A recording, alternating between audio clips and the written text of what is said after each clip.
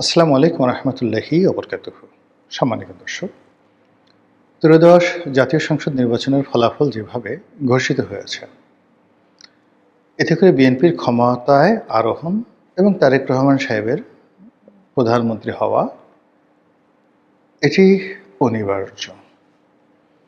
যদি কোনো বজ্রপাত না হয়, সরাসরি আল্লাহর কোনো গজব নাজিল না হয়, তাহলে তারেক রহমান সাহেবের প্রধানমন্ত্রী হতে আর কোনো অসুবিধা নেই। আমরা ধরে নিলাম যে তিনি প্রধানমন্ত্রী হচ্ছেন।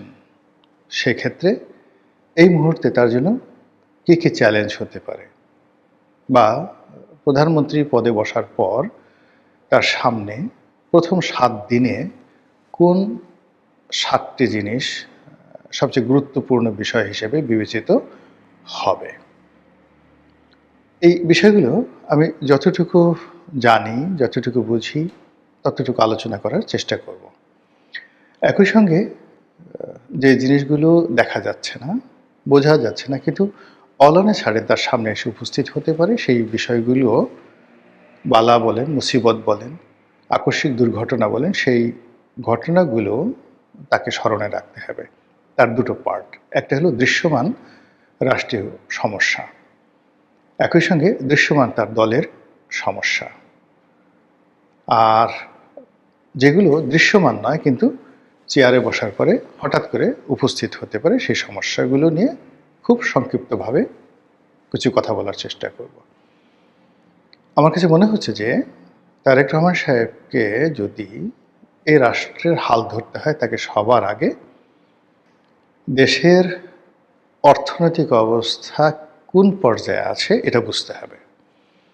আর এটা বোঝার জন্য প্রাইভেট যে ব্যাংকগুলো রয়েছে, আর বাংলাদেশ ব্যাংক, এটা গভর্নর নয়, ডেপুটি গভর্নর যারা আছেন, এক্সিকিউটিভ কর্মকর্তা আছেন, এরকম ব্যাংকিং সেক্টরের অন্তত ২০ থেকে ২৫ জন দিকপাল যারা বর্তমান দায়িত্বে আছেন।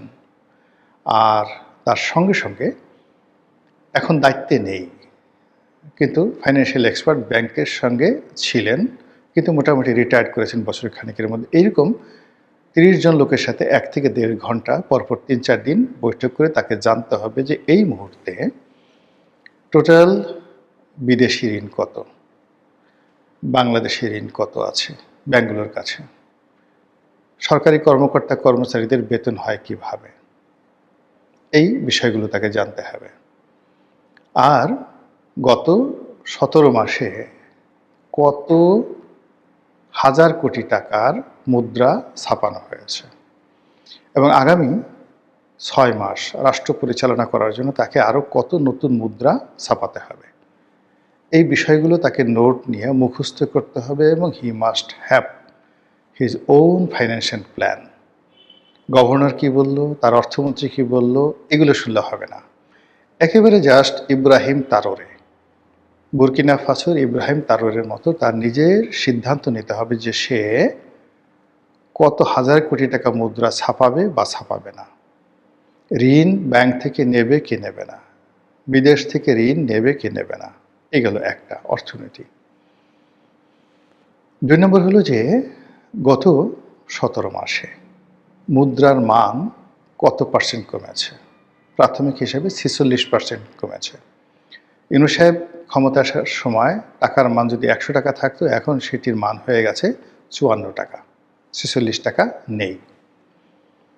এই যে ৪৬ টাকা নেই, এর ফলে টোটাল আমানতে কি সমস্যা হয়েছে, জনগণের কাছে যে টাকা আছে সেটার কি সমস্যা হচ্ছে, স্বর্ণের বাজার কি অবস্থায় আছে, ডলারের বাজার কি অবস্থায় আছে, এবং এই বিষয়গুলো কিভাবে তিনি সমন্বয় করবেন। এজন্য তার যাকে বলা হয় বিশ্বস্ত যারা অর্থনীতিবিদ রয়েছেন, ট্রাস্ট অর্দি, সৎ, অনেস্ট এবং আমলাদের মধ্যে রিটায়ার্ড, যাদের দীর্ঘকালীন সুনাম এবং সুখ্যাতি ছিল বা আছে, এরকম অর্থনীতিবিদদের কাছে এই দুটো জিনিস তাকে জানতে হবে।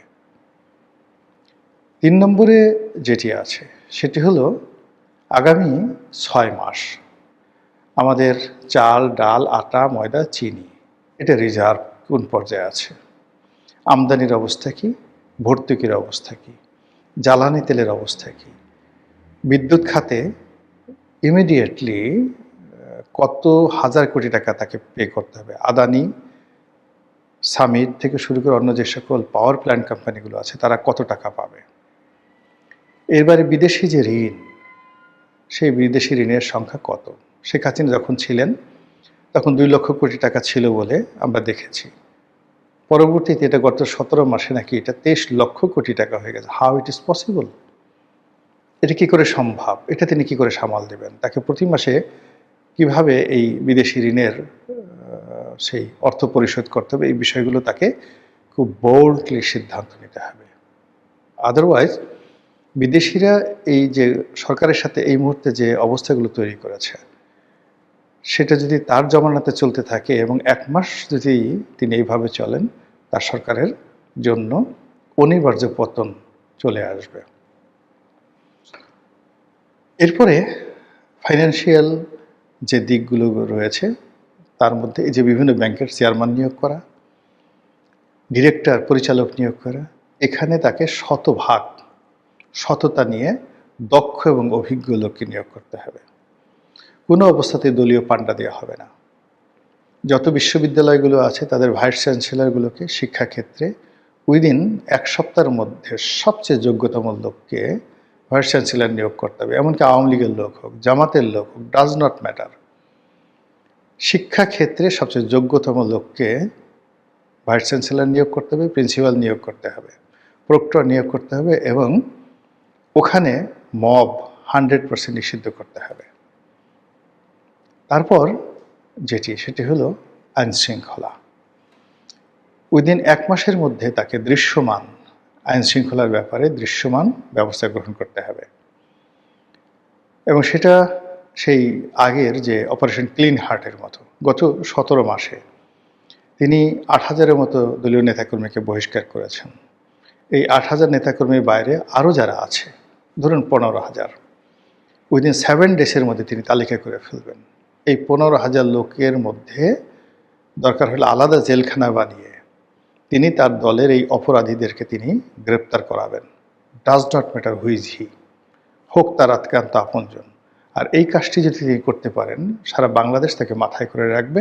আর এই কাজটি করতে যদি ন্যূনতম তিনি গাফিলতি করেন, অলসতা দেখান, তাহলে সর্বনাশ ঘটে যাবে। আরেকটি হলো তিনি লন্ডন থেকে যে গ্রুপটি নিয়ে আসছেন, সেই গ্রুপের সঙ্গে যারা বাংলাদেশে গত 17 বছর ধরে কষ্ট করেছেন, তারপরে ত্যাগ তিতিক্ষা প্রমাণ দিয়েছেন, জীবন তছনছ করে দিয়েছেন দলের জন্য, তাদেরকে মূল্যায়ন করতে হবে এবং কোনো অবস্থাতেই তার লন্ডনী গ্রুপ দ্বারা যেন দলের পরীক্ষিত নেতাকর্মীরা লাঞ্ছিত না হন, অপমানিত না হন, এই কাজটি করতে হবে। আর তার ক্যাবিনেট থাকবে, মন্ত্রিপরিষদ থাকবে, তিনি তার মতো করে করবেন, কিন্তু তার একটা কিচেন ক্যাবিনেট থাকতে হবে এবং সেই কিচেন ক্যাবিনেটে পরীক্ষিত তিনি যাদের মনে করবেন যে ভালো মানুষ, ভালো মানুষ মানে চোট্টা না, তারপরে ধর্ষণকারী নয়, দুর্নীতিবাজ নয়, মদখোর নয়, লেখাপড়া জানেন শুধুমাত্র অক্সফোর্ড হার্ভার্ডে না, মানে সত্যিকার অর্থে লেখাপড়া জানেন, আবার লেখাপড়া জানেন কিন্তু দাঁত মাজেন না, লেখাপড়া জানে কিন্তু মাথার চুল আঁচড়ান না, লেখাপড়া জানেন মুখ দিয়ে গন্ধ আসে, বগল দিয়ে গন্ধ আসে, পা মানে জুতার দিকে তাকালে বমি আসে, এরকম জ্ঞানী গুণীকে দিয়ে তারেক রহমান সাহেবের কিচেন ক্যাবিনেট হলে চলবে না।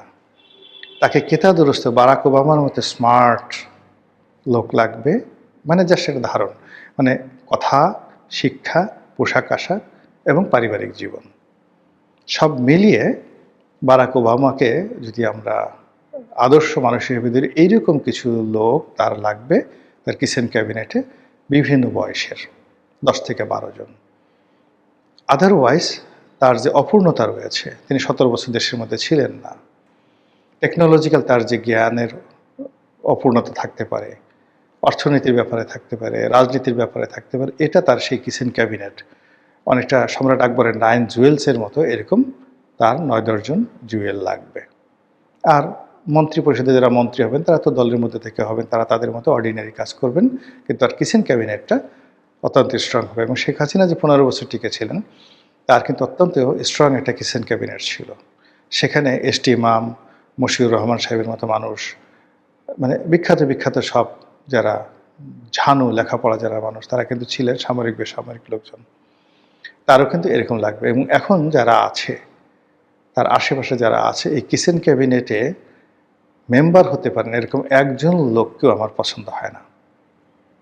ফলে এই সমাজ থেকে তাদেরকে বের করতে হবে। অথবা যে সমস্ত লোক বিদেশে টাকা খেয়ে বিরাট একটা ভুঁড়ি আছে, বড় বড় কথা বলে, টাকা দিলে কথা উল্টে যায়, এরকম লোকজন যারা ডক্টর ইউনূস সাহেবকে ডুবিয়েছেন, বিভিন্ন রিপোর্ট করার নাম করে টাকা নিয়েছেন, তাদের কাছ থেকে তাকে দূরে থাকতে হবে। এগুলো হলো তার নর্মাল কাজগুলো। আর বিপদ আপদ আসতে পারে, সেটা হলো যেটা এই যে প্রথমেই যেটা হবে, সরকারি যারা আমলা কামলা আছেন তাদের বেতন বৃদ্ধি করা হয়েছে, প্রস্তাব করা হয়েছে, এটি বাড়ানোর জন্য দাবি করা হবে। দ্বিতীয়ত হলো যে ডক্টর মোহাম্মদ ইউনূসের সময়টিতে বেশ কিছু সংস্কার করা হয়েছে, বিশেষ করে জাতীয় রাজস্ব বোর্ডে যে সংস্কারগুলো করা হয়েছে এগুলো পরিবর্তন করার জন্য তার উপর চাপ প্রয়োগ করা হবে। জুডিশিয়ারিতে কিছু সমস্যা হয়েছে, সেগুলো নিয়ে তাকে সিদ্ধান্ত নিতে হবে। আওয়ামী লীগের ব্যাপারে তাকে সিদ্ধান্ত নিতে হবে রাজনৈতিকভাবে। কোনো রকম বোগাস কথাবার্তা, তার কোনো লোক বলা যাবে না তার অনুমতি ছাড়া। তিনি যদি আওয়ামী লীগকে নিষিদ্ধ করতে চান, আওয়ামী লীগের উপর স্টিম রোলার চালাতে চান, তাদের উপর যে অত্যাচার করানো হয়েছে ঠিক একই অত্যাচার করতে চান, তো সেটা তাকে সম্মিলিতভাবে ওটার উপর স্থির থাকতে হবে। কোনো দোদুল্যমানতা নাই। শেখ হাসিনা যেমন একেবারে বিএনপিকে শেষ করবেন, তারপর জামাতকে শেষ করবেন, সেই ব্যাপারে তিনি ডিটারমাইন্ড ছিলেন, তাকে কনফিউজ করা যায়নি। তো তাকেও এই ব্যাপারে সিদ্ধান্ত নিতে হবে আওয়ামী লীগের ব্যাপারে তিনি কী করতে চান। তিনি যদি আওয়ামী লীগকে রিফাইন করতে চান, এস্টাবলিশ করতে চান, অথবা নিষিদ্ধ করতে চান, যে কোনো একটা ব্যাপারে তাকে আওয়ামী লীগের ব্যাপারে খুব স্ট্রং একটা সিদ্ধান্ত নিতে হবে, হোয়াট এভার মেবি। কিন্তু দোদুল্যমানতা সৃষ্টি হলেই তিনিও শেষ হবেন, তার দলও শেষ হয়ে যাবে। এর বাইরে ক্ষমতাসীন দল, তার দলের মধ্যে অন্তর্দ্বন্দ্ব, অন্তর্কলহ, যেটা 1991 সালে ছিল, সাত্তারের সরকারে ছিল, এমনকি শহীদ প্রেসিডেন্ট জিয়াউর রহমানের সরকারে ছিল। মন্ত্রীদের মধ্যে 2-3টা গ্রুপ ছিল।